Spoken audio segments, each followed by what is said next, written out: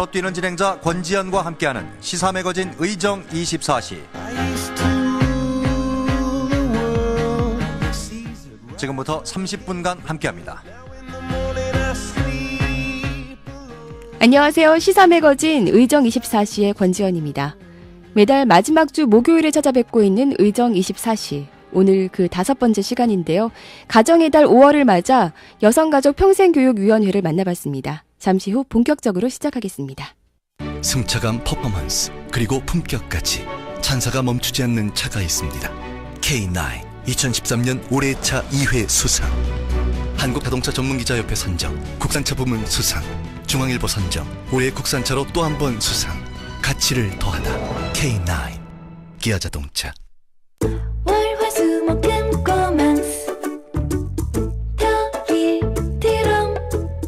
큰 빨래는 한꺼번에 큰 트롬으로, 작은 빨래는 바로바로 작은 꼬망스로. 트롬이 그대로 작아진 미니 세탁기. LG 꼬망스 미니 세탁기. SK 이노베이션의 전공은 묻는 겁니다. 석유 안 나면 석유 수출 못해? 자원 없으면 자원 강국 안 돼? 이 질문에서 53조 수출과 16개국 자원 개발이 시작됐죠. 물음이 있는 곳에 이노베이션이 있다. SK 이노베이션.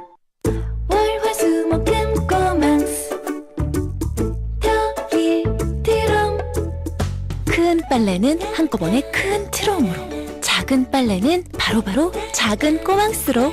트롬이 그대로 작아진 미니 세탁기. LG 꼬망스 미니 세탁기.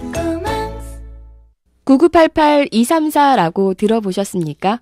99세까지 팔팔하게 살다가 2, 3일만 아프고 세상을 떠나고 싶다는 어르신들의 소망이 담긴 말입니다. 그 마지막 순간까지 팔팔하게 살다가 갈 수 있는 비결, 무엇보다도 배움이 아닐까요? 지난 21일 수원시 권선동에 위치한 경기평생교육학습관 왕초보 영어교실을 찾아가 봤습니다. 수업 첫날이었는데요. 함께 들어보시죠. 우리 앞에 어머님이 제일 잘하셨어요. 다시 프리즈레이트. 잘하셨어요. 올해 이제 한갑이에요. 아, 너무 좋아요. 벌써 자신감이 생겨요. 딸하고도 하고 손자하고도 하고 여행도 가고 배울 기회가 있어가지고 너무 행복해요. 승민아, 할머니 영어 배워서 같이 하자. 세계 일주 가자. 배울 기회가 없었다기보다도 자신이 없었어요. 남 앞에 이렇게 와서 배운다는 게 조금 그랬어요. 포기하고 있다가 남편이 이번에 등록을 해줬어요.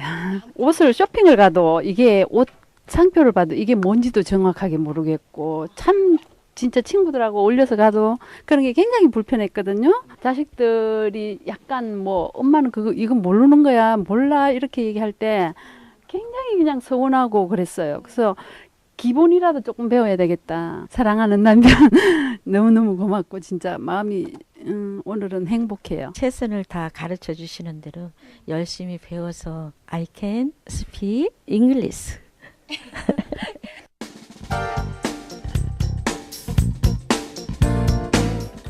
I can speak English. 네, 수줍게 따라하는 어르신을 보면서 또 발갛게 상기된 얼굴로 영어 수업에 집중하는 어르신들을 지켜보면서 배움은 곧 행복이다라는 생각이 들었습니다. 도민의 행복한 삶으로 연결되는 평생교육 환경 조성을 위해 경기도는 어떤 노력을 하고 있을까요? 경기도의회 여성가족 평생교육위원회 김원기 의원의 얘기 먼저 들어보시죠. 무슨 경기도가 타 광역단체보다는 31개 시군이 있기 때문에 그 지자체마다 성격과 여러 가지 프로그램의 운영의 차이가 많이 있습니다.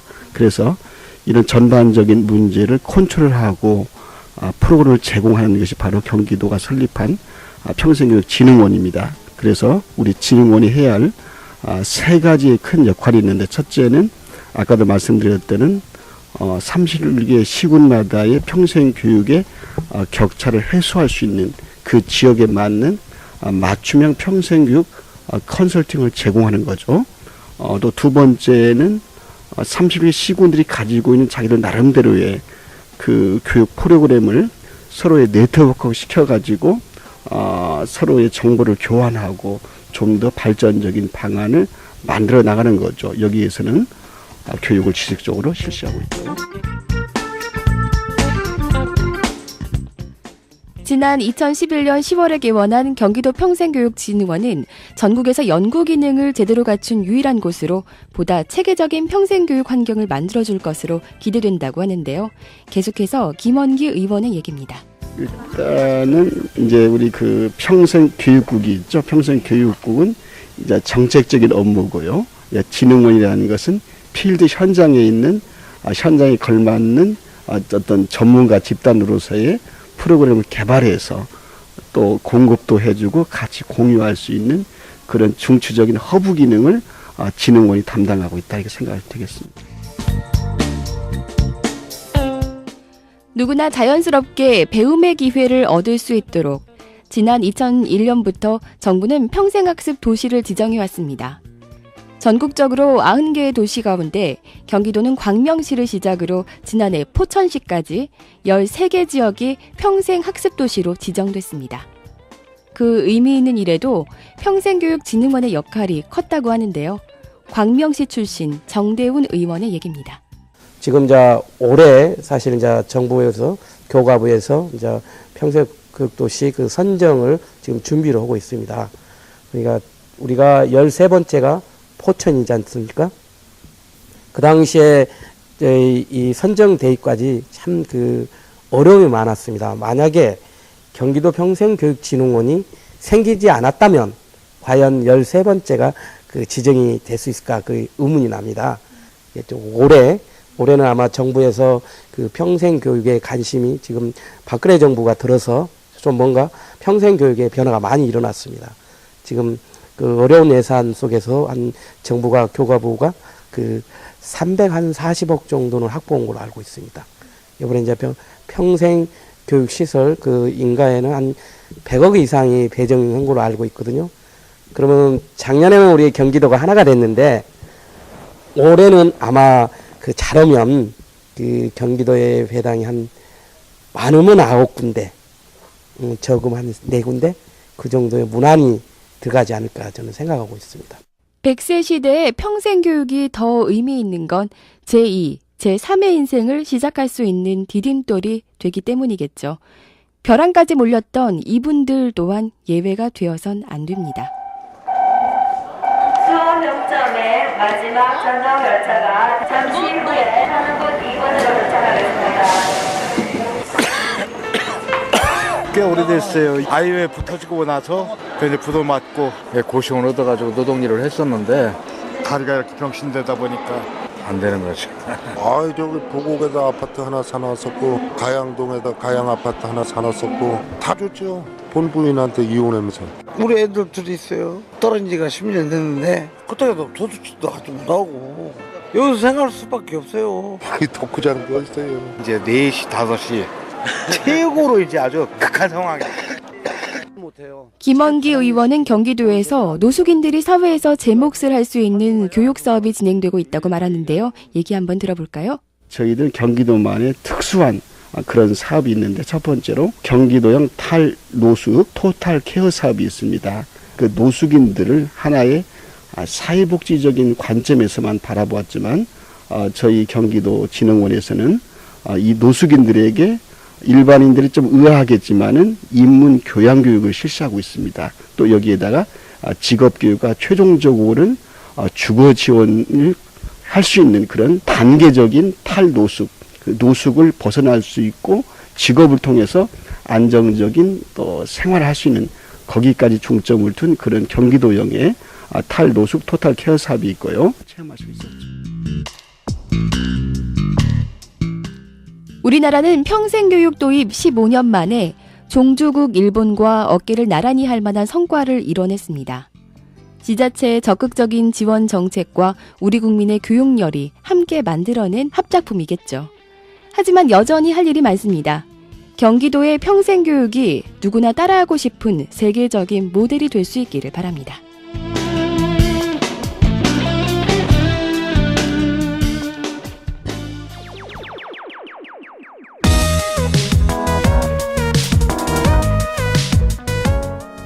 지금 여러분은 발로 뛰는 진행자 권지현과 함께하는 시사 매거진 의정 24시를 듣고 계십니다. 앞서 이런 말씀을 드렸죠. 평생교육은 제2의 인생을 시작할 수 있는 디딤돌이라고요. 특히나 출산, 육아로 경력이 단절된 여성들에겐 아주 절실하게 필요한 새 동아줄인 셈인데요. 한 대형마트를 찾아 그분들의 얘기를 직접 들어봤습니다. 봉투 필요하세요?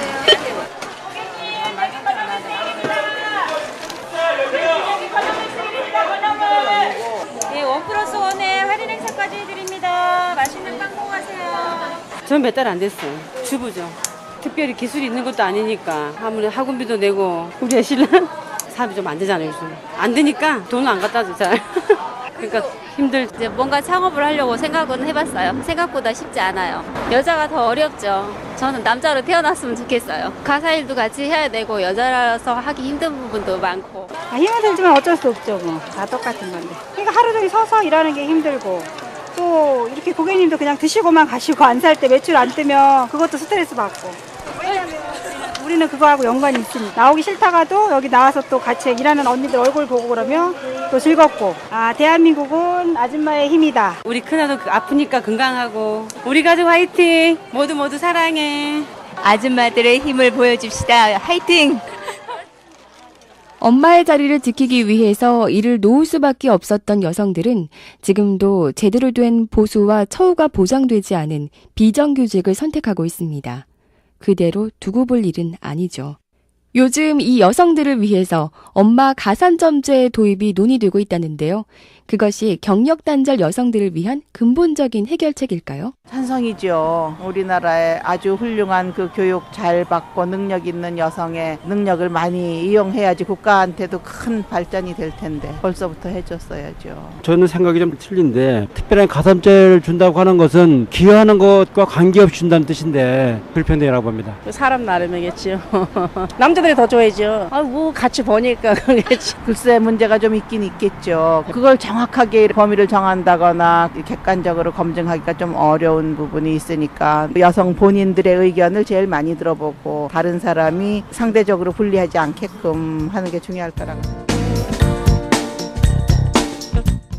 여러모로 논란의 여지가 많은 엄마 가산점제는 전문가들도 그 실효성이 미미할 거라고 말하고 있습니다. 경력 단절 여성의 재취업 문제, 어디서부터 다시 살펴봐야 할까요? 여성가족 평생교육위원회 천영미 의원의 얘기입니다. 먼저 경력 단절. 그러니까는 이 부분이 이루어지지 않게끔 해야 되는 거예요. 그러기 위해서는 근무 시간 같은 거 있잖아요. 여성분들의 근무 시간을 좀 유연화하는 부분들이 중요하다고 생각이 되고요. 그것보다 가장 근본적인 거는 제가 생각하는 거는 육아휴직 제도라고 생각을 해요. 실질적으로 육아휴직 제도가 법적으로 있기는 하지만 그거를 제대로 활용할 수 있는 사람이 몇 명이냐 되는 거죠. 그게 가장 큰 문제라고 생각을 하고요. 어찌 보면 큰 대기업 같은 경우도 그런 제도가 있으나 사용을 하려고 하다 보면은 그 직원을 뭐 지방으로 자리를 옮기게 한다든지 이런 일들이 아주 비일비재하거든요. 그러면 소기업이나 이런 데서는 거의 생각도 못하는 일이기 때문에 그런 문제들이 아마 가장 먼저 해결돼야 된다고 생각을 합니다. 저는. 정부의 적극적인 지원 아래 천 의원의 말대로 육아휴직 제도만 철저하게 지켜진다 해도 경력 단절 여성들의 반은 일터를 떠나지 않아도 될 텐데 쉽지만은 않은 일입니다.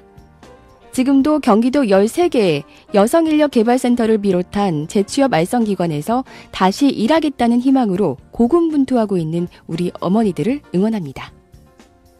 그런데 아낌없는 응원을 전하면서도 마음이 무거운 건요.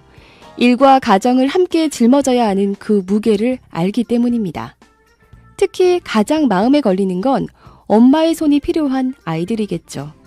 안산에 사는 고유미 씨는 매일 아침 친정엄마에게 아이를 맡기고 일터로 향하는 발걸음이 무겁기만 합니다. 엄마 간다 이제. 엄마 다녀오세요. 사랑해요. 사랑해요.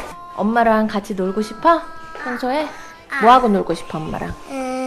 책 읽고 놀아주나 좋겠어. 고기 또 쿠키 안 해주요. 매일매일 미안해요. 항상 뭐 감기는 1년 12달 달고 살고 애가 아프면 역시 엄마가 없어서 그러는 것 같아.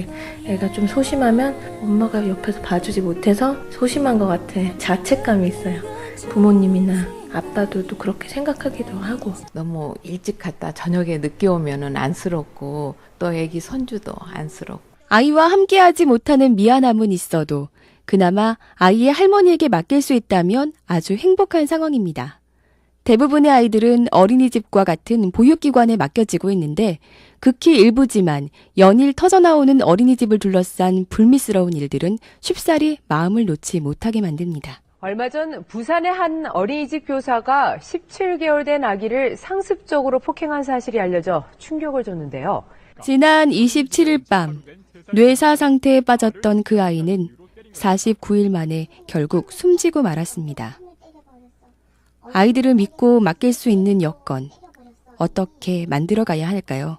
다시 천영미 의원의 얘기입니다. 요즘에 어린이집에서 폭행이라는 이런 무서운 사건들이 언론에 나올 때 저도 참 안타깝고 답답하게 생각을 해요.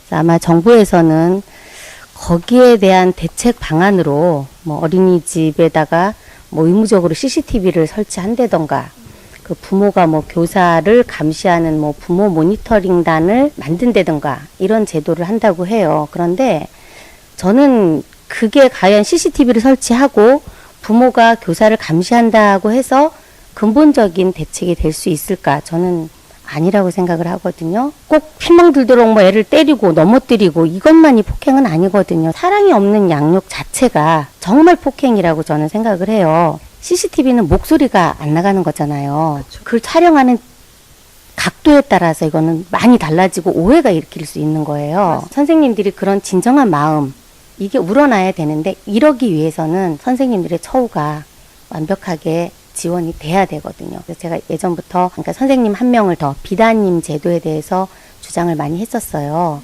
그러니까 선생님 한 분을 더 보조교사로 두게 되는 거죠.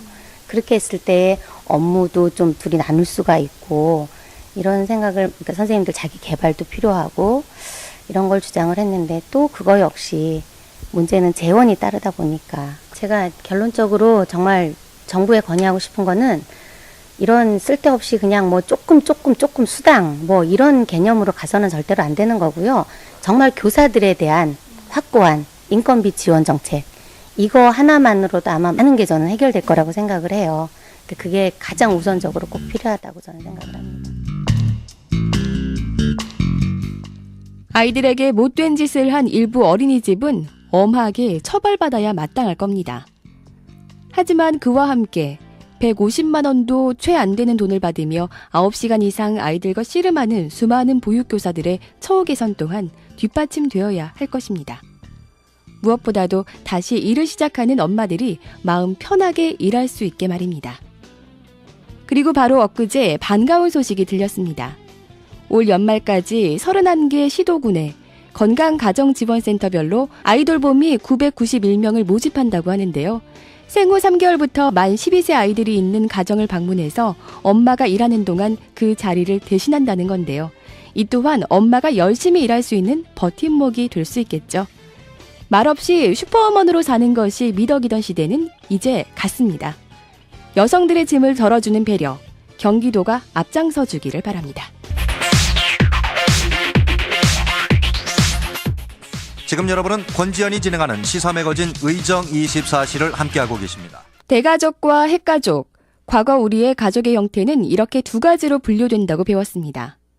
하지만 요즘 초등학교 교과서를 보면 그렇지가 않아요.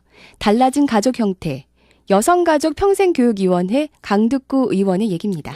우리 그 경기도 여성가족연구원에서 펴낸 자료에 의하면 경기도의 1인 가구 비율이 20%가 넘고 2인 가구는 21%, 또 4인 가구는 26%, 또 6인 가구는 뭐 2.1%라고 나와 있는데 미뤄봐도 가족 형태가 옛날처럼 이렇게 뭐 대가족, 핵가족 이렇게 2인법이 아니고 다양한 가족 형태가 지금 진행되고 있구나. 한부모 가정, 재혼 가정, 조손 가정, 다문화 가정.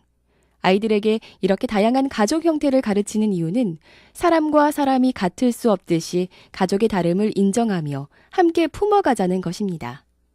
그리고 그들을 정책적으로 지원해야 하는 의원들의 입장에서는 또 다른 해석을 하게 될 텐데요. 계속해서 강득구 의원의 얘기입니다. 정책이 아무리 정책이라도 현장과 시대와 괴리가 있다면 그건 정책으로서 의미가 없는 거잖아요. 예. 그런 의미에서 저는 이런 다양한 가족 형태 그리고 세대별 구성 프로테지에 맞는 맞춤형 정책들이 필요하지 않냐라고 생각을 합니다. 다양한 가족 형태에 맞는 맞춤형 정책. 그렇다면 이 한부모 가정이 어떤 지원을 할 수 있을까요? 보름 전 부천 원미구에 사는 12살 지성이네를 다녀왔는데요. 지성 엄마는 정신지체 2급에 한쪽 눈과 한쪽 귀가 성하지 않은 데다가 허리 디스크에 간질까지 앓고 있어서 온전한 일상생활을 할 수 없는 상황이었습니다. 지성이네 집으로 함께 가보시죠. 엄마 다녀왔습니다. 오늘 뭐하고 놀았어, 제이야? 나 오늘 친구들이랑 그냥 놀았어. 밥은 뭐 안 고파, 제이야? 응. 밥 먹고 왔어? 어.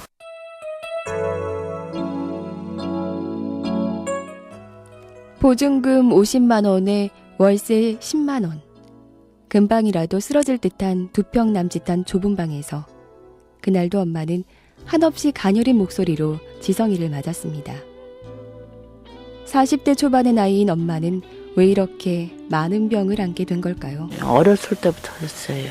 그래, 술만 드시면 맨날 자는 걸 뚜루 패고 깨워서 엄마가 나 7살 때 딴 데 울지는 실 가는 바람에 그리고 남동생하고 고생 많이 했어. 저는 안 가본 데 없어요.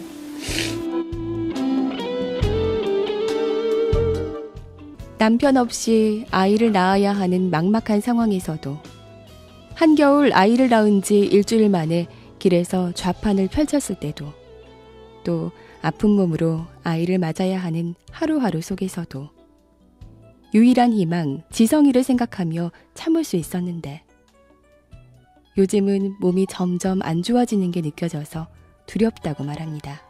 어쩌다 지금도 눈물이 나와요. 학교 보내놓고 이거를 나중에 내가 지금 아주 정신이 있으니까 나중에 내가 목걸이를 헹고 내가 아프면 이거 어떻게 키우는 거 어쩌다 안 좋아질 수 있대요. 네.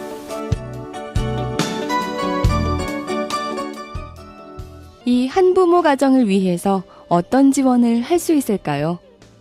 여성가족평생교육위원회 강득구 의원의 말입니다. 부모님이 지체 장애시고 예를 들면 기초생활수급 대상자고 한부모 가정이고 이런 부분들에 대해서 좀 종합적으로 칸막이를 터서 개별적으로 이렇게 그 상황에 맞는 서비스 이런 것들을 어떻게 할 것인가 그런 것들에 대한 좀 고민 맞춤형 서비스 이런 것들에 대한 좀 답을 만들어서 가는 게 다양화된 사회에서 맞는 정책 방향이 아닌가라는 생각이 듭니다. 그래서 그런 정책 제안을 준비하고 싶고 그리고 또 그렇게 대한 행정 시스템들이 좀 바뀔 수 있도록 노력을 하고 싶습니다. 여러분은 가족의 정의를 어떻게 내리시겠습니까? 가장 작지만 큰 힘을 갖고 있는 가족. 그 의미를 되새길 수 있는 5월의 마지막 목요일 여성가족평생위원회와 함께했습니다. 시삼의 거진 의정24시 지금까지 취재 진행의 권지연이었고요. 함께해 주신 여러분 감사합니다. 한 달 뒤에 뵐게요.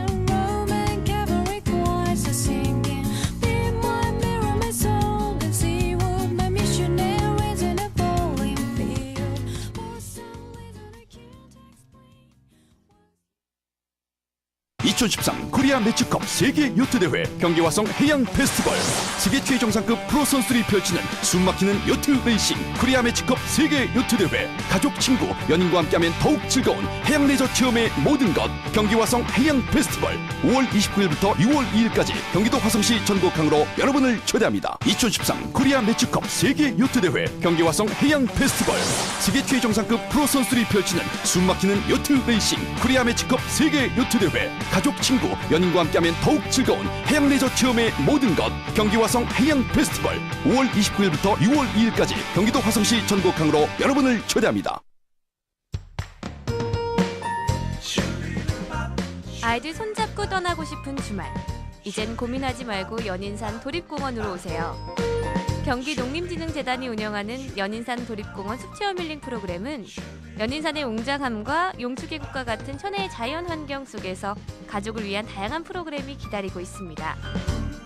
용추계곡 소릿길 따라 숲속 여행, 온 가족이 함께하는 아토피 가족 힐링 캠프, 그리고 경기도 농어촌 체험 투어 프로그램까지 아이와 함께 자연을 느끼고 피톤치드로 몸과 마음까지 정화시킬 수 있는 좋은 기회. 도심에서 벗어나 맑고 깨끗한 자연이 있는 연인산 도립공원 숲체험 힐링 프로그램에 모든 가족을 초대합니다. 이상은 살기 좋은 도시 활짝 웃는 농촌을 만드는 경기농림진흥재단이 함께합니다. 엄격한 품질 관리와 첨단 농업 기술, 그리고 땀과 정성으로 만든 평택시 명품 농특산물 슈퍼오닝. 행복한 우리 가족 식탁 위에 늘 함께합니다. 국립농산물품질관리원과 경기도지사에게 인정받은 평택시 우수 농특산물 통합 브랜드 슈퍼오닝. 귀한 사람들을 생각하면서 귀하게 만든 평택시 슈퍼오닝. 맛과 신선함은 물론이고 안전까지도 인정받았습니다. 이제 국내는 물론 해외까지 수출되는 평택시 슈퍼오닝. 건강한 우리 가족, 상쾌한 아침을 맞이하게 해주는 깨끗하고 믿을 수 있는 먹거리 슈퍼오닝이 있습니다. 이상은 시민 모두가 행복한 평택시와 함께합니다. 태교에 좋은 돌고래의 초음파 웃음소리.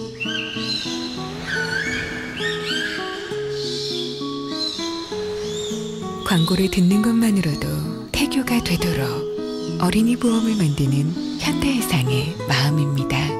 마음이 합니다. 현대해상.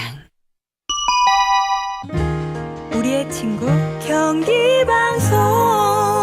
경기방송 57분 교통정보입니다. 9시를 가까이 하고 있는데요. 경부고속도로 서울 쪽으로는 교통량이 조금 더 늘었습니다. 이제는 달래내 고개 부근부터 속도가 떨어지기 시작하는데 서초 통과할 때까지 6km 구간 정체고, 반대 부산 쪽으로 가신다면 한남대교 부근부터 밀리기 시작해서 반포까지 차량들 1km 구간 밀리고 있습니다. 서해안고속도로 서울 쪽 30분 전과 소통 상황이 비슷합니다. 일찍 분기점 부근부터 속도가 떨어져서 금천까지 이렇게 서부간선도로 진입을 앞두고 밀리고 있고요.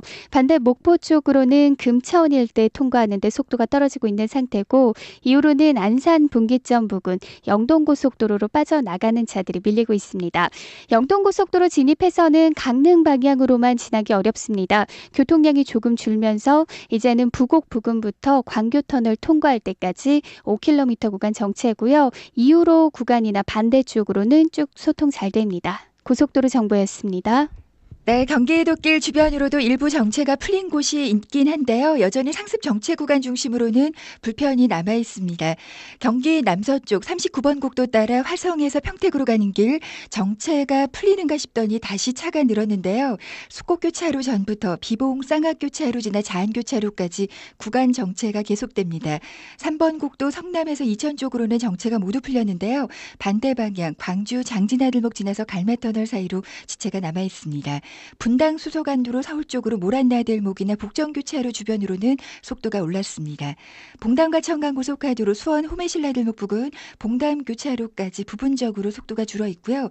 반대 서울 쪽으로는 과천터널 주변으로는 속도가 올랐는데요. 지금도 청산나들목 이전부터 우면산길 서남나들목 가까이로 구간 정체 남아 있습니다. 1번 국도 수원에서 오산 쪽으로는 장안지하차도 주변으로 소통 양반 꾸준합니다. 지금까지 경기도 교통정보센터와 함께했습니다.